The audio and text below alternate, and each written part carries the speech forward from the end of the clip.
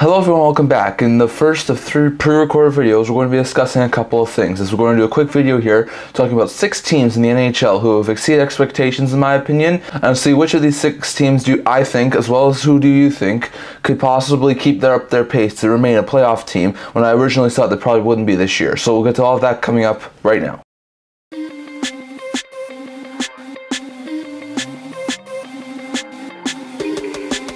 Hello everyone, welcome back to another video here at the Internet Talking Shop. Before beginning this video, don't forget to like this video and subscribe down below. We've hit 200 subscribers. Thank you for all of your support. I would never been able to do this without you guys, so don't forget to continue to subscribe so we can hit the 250 subscribers. Today I'm going to be doing a quick video here talking about 6 teams who I think have exceeded expectations from what I was predicting them to do earlier in the season, and I'm going to be just breaking down each of these teams, how have they done so far, and to see if they can wind up keeping up their pace, or if I think they'll probably wind up sort of faltering in the second half and falling down a little bit in the standings. Let's start with the One Atlantic team that I think has done a lot better than a lot of people were expecting, especially myself, and that's the Detroit Red Wings. The Red Wings have started out pretty well this year. They're on a little bit of a losing streak. I think they've lost like 6 of 7 or 7 of 8 or something like that right now, but they're 15, 13, and 4 at the recording of this video at 34 points in 32 games. Not doing overly bad. They're currently 5th in the Atlantic Division. They're only 3 back of the Tampa Bay Lightning and have 2 games in hand, and they're only 4 back of the Florida Panthers, and they're only 4 back of the Toronto Maple Leafs. They're not doing overly bad,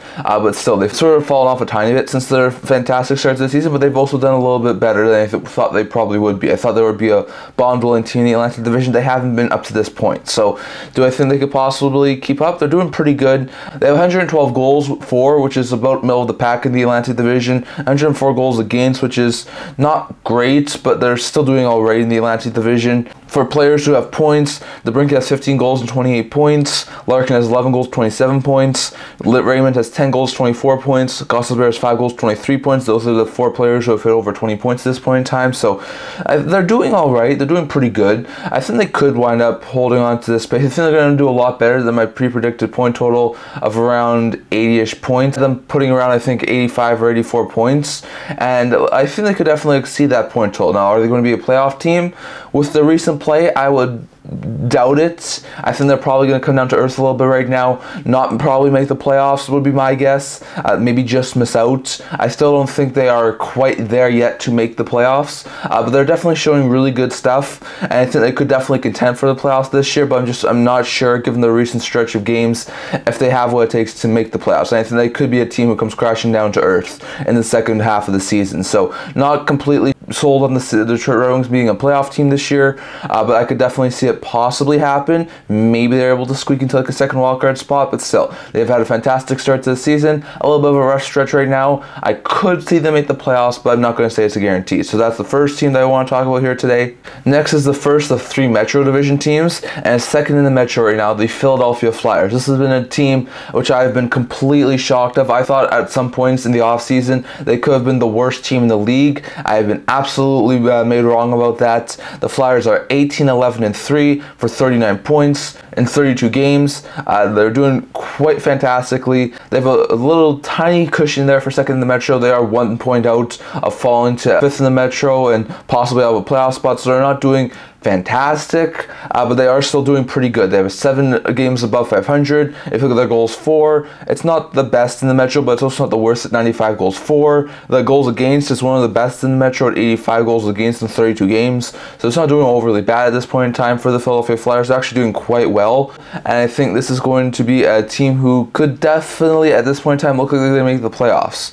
If you look at the team's stats at this point in time, you have 16 goals from Travis Konechny, and he has 26 points. Couturier has 8 goals. Sana has 4 goals. Both have 22 points. Both Farabee and Tippett have 11 goals with 20 points. Those are the 5 players who have hit over 20 points. So far this year, their offenses looked good. Their defenses looked a lot better. Hart's been an absolutely fantastic beast in the net for the Philadelphia Flyers, so Hart's looked fantastic. Now, can they keep up this pace throughout the entirety of the season? I'm going to tend to lean towards no. I think Philadelphia's had a very good stretch. They're a very good team. They're coming off a 9-game point streak. I don't think they can keep up that sort of a pace throughout the entirety of the season. They're playing their veterans a lot. They're young rookies are not getting a whole bunch of time, which is something that they should do. And even Daniel Briere said they've been exceeding expectations and he still wants to try and move some pieces probably around the deadline. So if they're going to be, let's say they fall out, let's say they're challenging for like a wildcard spot, this team's still going to want to try and go forward with their rebuild. They're not going to want to try and hold off a year just because they're close to making the playoffs. So they'd probably sell off a couple of pieces that maybe a playoff team who's not a rebuilding team probably wouldn't do. And if they sell off a couple of pieces, we could see them do something like the Washington Capitals or Detroit Red Wings did last year, where they sell off a couple pieces at the deadline, it sort of messes up with the chemistry, and then they take a nosedive right after the trade deadline. So I think Philadelphia has been done good. I think they have a bright future. I think there's a lot of good young pieces on that team. Do I think they're a playoff team right now? No, I do not. And I think they will probably fall off a playoff spot later on into the season. Going over to New York Islanders, 15-8-9 record so far this year for 39 points, tied with the Philadelphia Flyers in both points and games played. 39 points, 32 games played. They exceed expectations in my opinion too. I thought the Islanders would probably hit around the 87-point mark in the preseason. I thought they'd probably do pretty good, but I didn't think they'd do fantastic.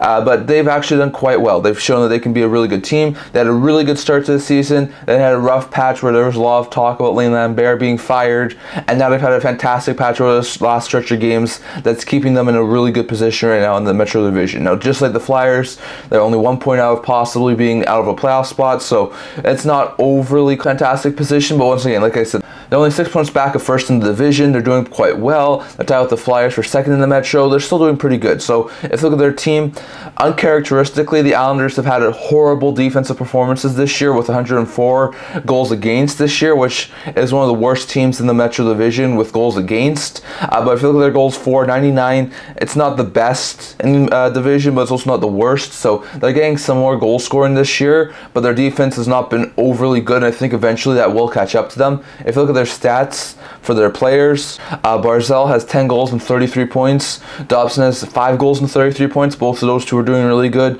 Horvat had 13 goals and 31 points, and Brock Nelson has 15 goals and 28 points. Those are the only 4 players who have hit over 20 points. So, like I said, Dobson's doing absolutely phenomenal. Barzal and Horvat are working well together. Nelson continues to produce at a really good level. Besides those 4, they don't really get much scoring. Holmstrom's been a really nice surprise, putting up 10 goals.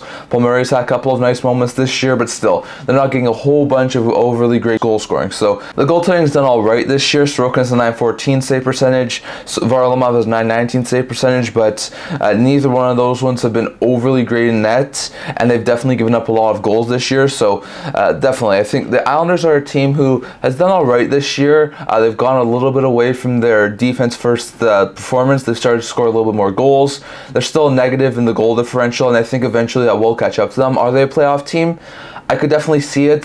So far in the past couple of years, they've always been able to squeak in, even though they've had really bad offenses. They've had really good defensive performances that have been able to help them squeak in. I think of the 4 teams that I'm going to talk about in the Eastern Conference, the Islanders are probably the one I'm most confident could wind up making the playoffs. Now, they're going to be top 13 in the Metro by the end of the year. I would probably lean towards no, but I could see them maybe nab one of the wildcard spots. So I wouldn't count out the Islanders. They've always been hanging in there. I thought that they would probably hit around 85, 87 points, miss the playoffs by a couple of points. After this really hot start to the season, I could see them possibly wind up making the playoffs after a really good start. But I wouldn't also be shocked if they were a team who maybe dips off a little bit in the second half of the season and maybe misses by a couple of points. So I'm not going to say the Islanders are a guarantee to make the playoffs, but I definitely think that they would be probably one of the more likely teams I could see make the playoffs, and I think that they would probably just make it, and probably as a wildcard team. So it'll be interesting to see, but that's where I sort of see the Islanders at this point in time. Going over to the 4th team in the Eastern Conference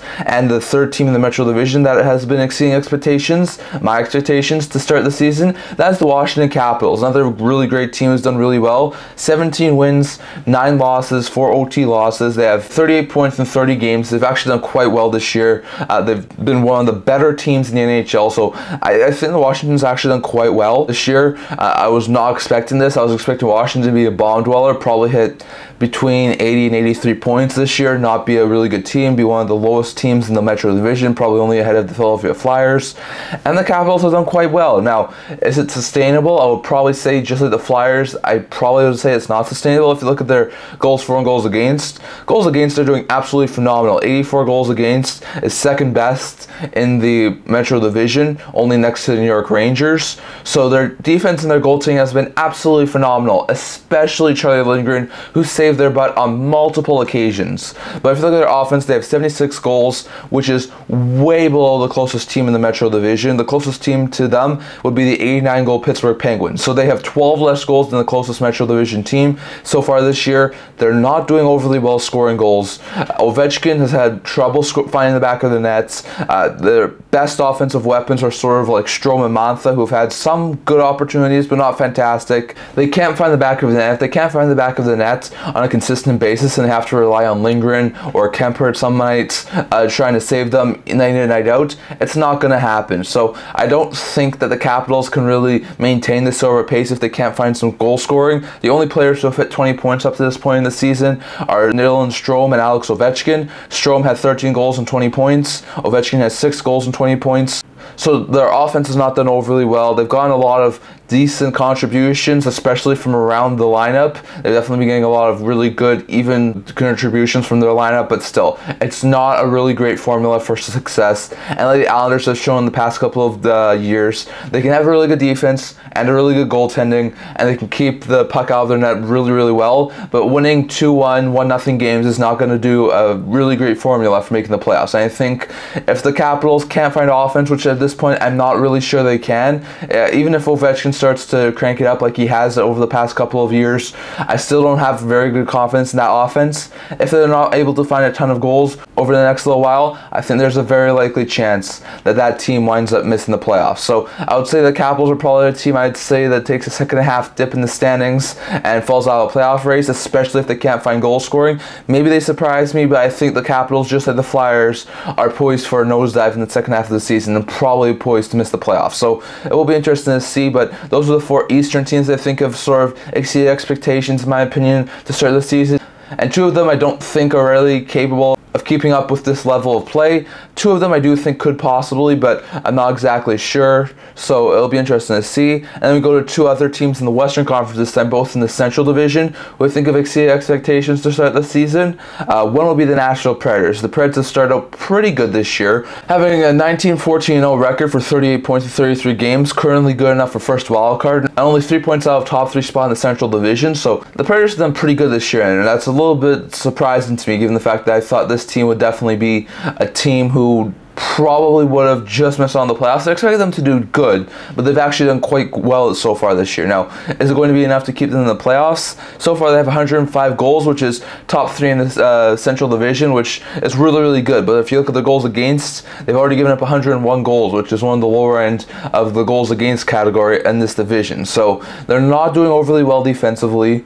The Saros is definitely keeping them in games. They've definitely turned around after sour starts. They're playing a lot better. Saros is a big part of that. And we know how much of a difference maker this dude can be, but still, if they cannot find their offensive game on a consistent basis, and they can't keep the puck out of their net on a consistent basis, I do still have some questions about Nashville. So far, Forsberg has 16 goals with 38 points. Yossi has 7 goals with 27 points. O'Reilly has 13 goals and 26 points. And Nyquist has 5 goals and 21 points. And those are the only guys who have hit over 20 points so far. So they've looked all right. I think they're doing quite fine. I think they will be competing for a playoff spot. I could see them sneak into the second wildcard position. Originally, I had them missing by, I think, 2 points to the Vancouver Canucks for a wildcard spot in the preseason.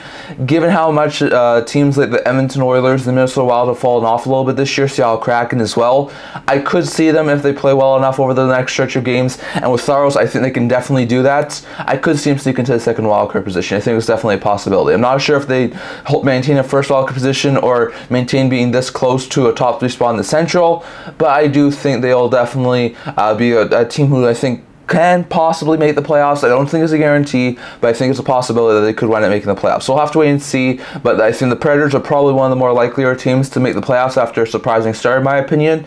And I think Nashville, who has done pretty good so far this year, could definitely keep in a playoff spot and remain in the playoffs beyond just the first half of the season. So it'll be interesting to see, but I wouldn't guarantee it. I think they're probably going to finish right around, like I said, 90 to 95 points and really close to either making the playoffs or missing the playoffs. So it'll be interesting to see. And last year, going out to Arizona Coyotes, I originally had them making, I think, between like 86 and 88 points this year. I had them having a huge step forward, but not a playoff step forward. They're currently comfortably in a playoff spot with 17, 13, and 2 record for 36 points in 32 games. And they're really comfortably in a second wildcard spot right now. They're only a couple of points out of missing the playoffs, but they are doing pretty good right now. So can they keep it up? I know the Arizona Coyotes were going to be a good, young, exciting team. I think they could definitely continue to possibly keep up with this pace. They have 102 goals, which is middle of the pack right now in the Central Division, which isn't too bad, but they're 91 goals against. It's one of the top end in the Central Division, second right now in the Central, only behind the Winnipeg Jets. So Arizona's doing really good defensively so far this year, and that's a huge part. It's thanks to the goaltending by Connor Ingram. So they could definitely be a team I think could possibly hold down a fort as a playoff team. I think they've done quite well this year. Ian Keller has 12 goals and 30 points. Michelli has 6 goals, 24 points. Schmaltz has 10 goals, 22 points. Krause has 14 goals, 20 points. Bukes has 6 goals, 20 points. And Kerfoot has 3 goals, 20 points. So they've definitely gotten a lot of great goal scoring from a lot of different areas. The Coyotes are definitely getting a lot of good goaltending from Ingram. Vejmelka's had up and down performances this year, but Ingram's been fantastic, and both goalies have done pretty well this year. And I think with the solid goaltending tandem, they still could definitely use some defensive upgrades. They're not the best defensive team, but with their solid top 9 on the forward group, with their decent defense, with their goaltending playing the way it has over the past couple of weeks, I think they could definitely be a playoff team. I'm surprised by saying that. I think they, just like the Nashville Predators, wind up sneaking into like a second wildcard position, not being too far out of like a playoff team. So I could see them possibly miss. I still think it could be just a little bit too early for them to make the playoffs. But with the way they've played, Ingram's play, their top 9 scoring at an unreal level, I think this is a team who I could see possibly make the playoffs. So it'll be interesting to see. Probably finish somewhere around 90, 95 points and either just make the playoffs in the West or just miss the playoffs. So it'll be interesting to see. But these are 6 teams I want to discuss here today who have exceeded my expectations so far early in this season. The Philadelphia Flyers and the Washington Capitals, I think, are probably destined for second half collapses. I don't think their great play that they've shown over the past little while is sustainable. The Islanders and the Red Wings, I think, are definitely going to be interesting teams to watch out. I was not expecting them to try and compete for a playoff this year, but they're both really close to a playoff spot, and I think they definitely will possibly contend for a wildcard spot. Whether they make it or not is yet to be seen. For the Preds and the Coyotes, same sort of thing. I expected both teams to be close to a playoff spot but miss. That could possibly still be the case, but I could also see both of these teams wind up making the playoffs. So we'll be interested to see. But that's all I'm going to talk about for today. Remember to like this video, and if you really liked it, remember to subscribe down below. I've hit 200 subscribers. Thank you for all your support. I've never been able to do it with all of you guys, so don't forget to subscribe. I also do a blog talking about news, rumors, analysis, stuff like that, so definitely check that out. I'll leave a link to that in the description below. And that is the conclusion of this first pre-recorded video. So Merry Christmas to all of you guys, and I'll see you in my next video. See you guys soon.